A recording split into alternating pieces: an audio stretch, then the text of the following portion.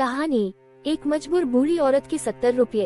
एक लड़का पैदल किसी रास्ते से जा रहा था। उस लड़के ने देखा कि सामने वाले पेड़ पर कागज की पर्ची चिपकी पड़ी है और उस पर्ची में कुछ लिखा हुआ है। वो लड़का थोड़ा नजदीक जाकर पर्ची में क्या लिखा है वो देखने लगा। उस कागज की पर्ची में लिखा था, कल इस रास्ते से गुजरते वक्त मेरे 70 रुपए कहीं गिर गए थे। मैंने ढूंढने की बहुत कोशिश की लेकिन मुझे वो नहीं मिले। कृपया इस रास्ते पर कहीं भी किसी को भी मेरे 70 रुपए मिले तो इस पत्ते पर पहुंचा देना। पर्ची में उसका एड्रेस भी लिखा हुआ था। लड़के को ये पर्ची पढ़कर उस एड्रेस पे जाने का मन करने लगा। वो लड़का उस एड्रेस पे जाने के लिए आगे बढ़ने लगा। उस एड्रेस पे जाकर लड़के ने देखा कि वहाँ पर एक झोपड़ी है।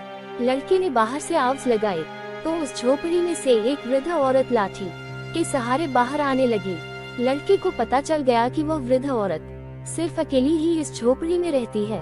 वो लड़के ने उस वृद्ध औरत से कहा कि माँ जी, आपके 70 रुपए जो गिर गए थे वो मुझे मिले हैं, ये रहे आपके 70 रुपए। उस लड़के की बात सुनकर वो वृद्ध औरत रोने लगती है और कहती है कि बेटा, अब तक करीब 15-20 लोग मुझे 70 रुपए देकर जा चुके हैं। बेटा, मुझे ठीक से दिखाई भी नहीं देता है और मुझे पढ़ना लिखना भी नहीं आता है। पता नहीं किसने मेरी ऐसी हालत देखकर मेरी मदद करने के लिए ऐसा किया है। लड़के ने 70 रुपए रखने के लिए कहा पर वो वृद्ध औरत नहीं मानी। लड़के के बहुत आग्रह करने के बाद आखिर में वो वृद्ध औरत मान जाती है और वो 70 रुपए रख लेती है। लेकिन वो उस लड़के से कहती है कि तुम जाते वक्त वो पर्ची वहाँ से फाड़ कर फेंक देना। मुझे पता नहीं कि किसने मेरे पे तरस खाकर ऐसा किया है।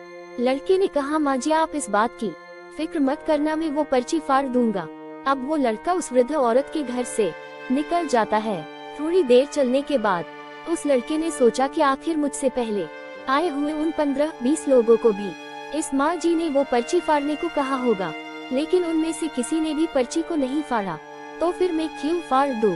वो लड़का उस पर्ची को बिना फाड़े ही वहाँ से चला जाता है।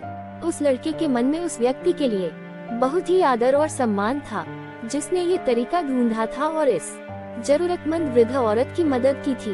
मॉरल: हमारे मन में सिर्फ किसी जरूरतमंद की मदद करने की इच्छा होनी चाहिए, क्योंकि मदद करने के तो बहुत सारे तरीके होते हैं। हम किसी भी तरह मदद कर सकते हैं। मदद की सीमाएं बांधोगे तो नेकी का बांध कैसे लांघोगे।